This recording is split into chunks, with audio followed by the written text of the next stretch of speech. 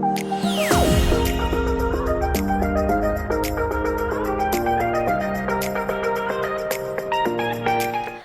guys! Welcome back to my YouTube channel. For today's video, magluluto tayo ng Hong Kong style stir-fried noodles. Kailangan natin ng egg noodles, cabbage, and carrots.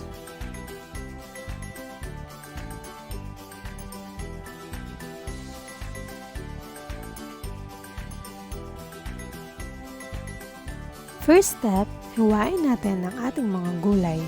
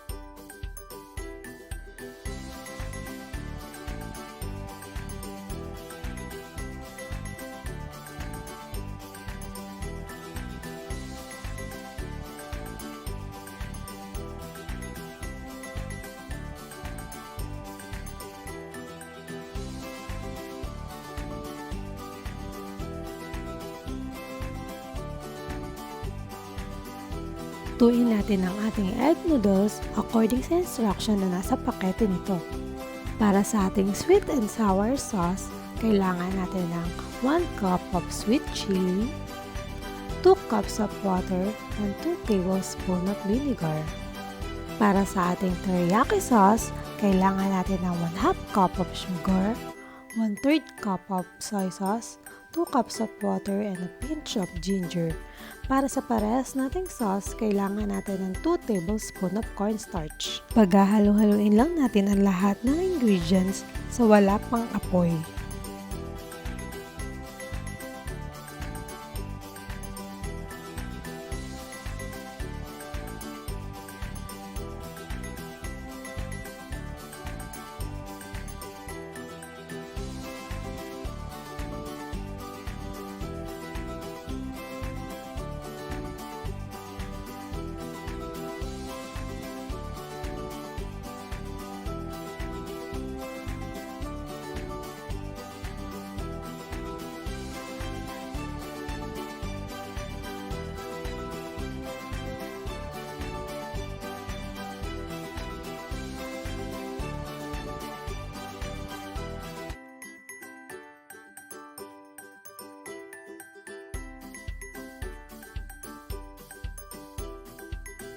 Pag nahalo na natin, isalang na natin siya sa kalan.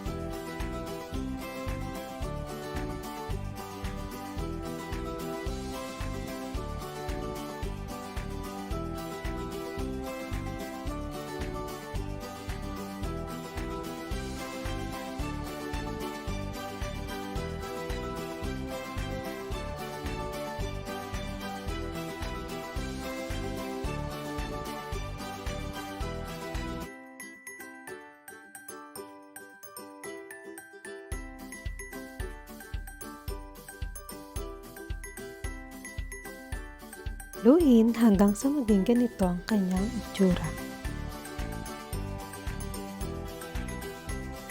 Nun din ang proseso para sa ikalawa nating sauce.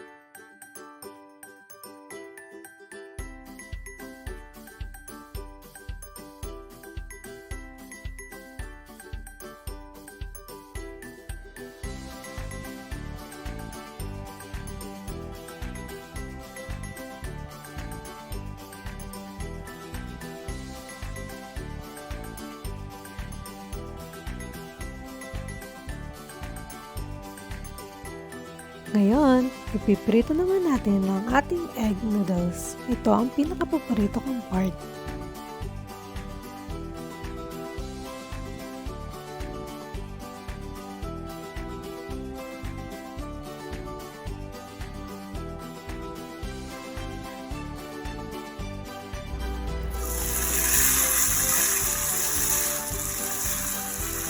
Mas masarap siya kung matagal mo siyang ipiprito.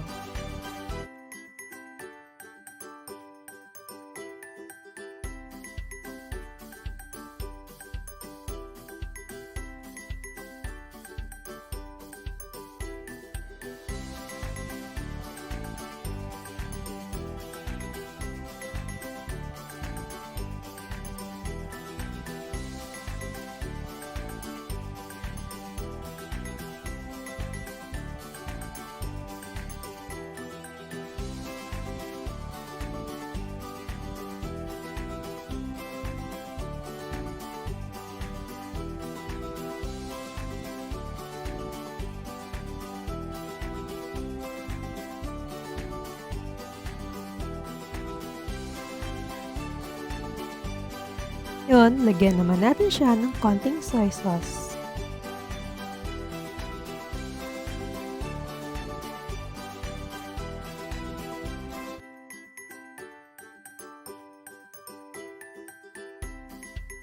Ilagay na rin natin ang ating vegetable.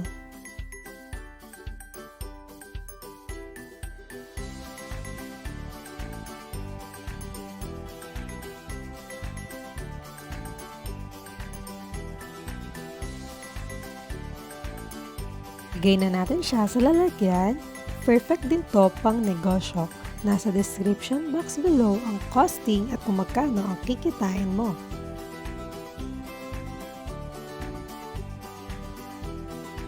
Lagyan na natin siya ng ginawa nating sauce.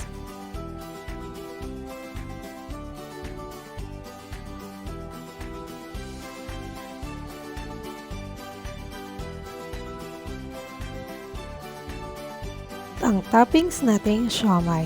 Pwede rin kayong maglagay ng dumplings or chicken strip, pero syempre iba din ang presyo bawat toppings.